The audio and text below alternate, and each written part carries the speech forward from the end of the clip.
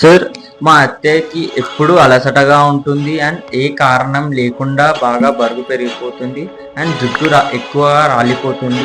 చలి బాగా పెడుతుంది. ఏ వ్యాధి ఉండవచ్చు సార్? ఇవన్నీ హైపోథైరాయిడిజం లక్షణాలు. హైపోథైరాయిడిజం అంటే మన బాడీలో ఉన్నదానికన్నా థైరాయిడ్ హార్మోన్స్ అనేవి తక్కువ ప్రొడ్యూస్ అవుతాయి. జనరల్లీ థైరాయిడ్ హార్మోన్స్ అన్నవి మన బాడీ మెటబాలిజం అంటే మన బాడీ పనితీరుకు చాలా అవసరం. కానీ అది ఉన్నదానికన్నా తక్కువ ప్రొడ్యూస్ అవుతుంది.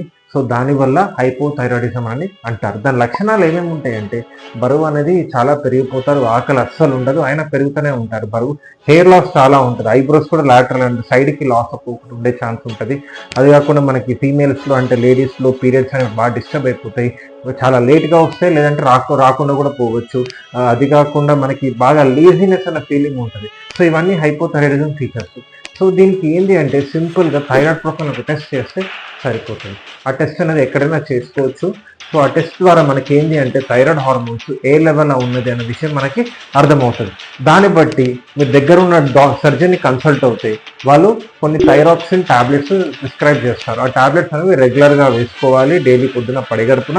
అది కాకుండా కాలీఫ్లవర్, క్యాబేజ్ అనేది తినకూడదు. అది కాకుండా జనరల్లీ ఒక స్ట్రిక్ట్ డైట్ మెయింటైన్ చేయాలి. సో దాని ద్వారా మీరు హైపోథైరాయిడిజం అనే సమస్యని అరికట్టవచ్చు.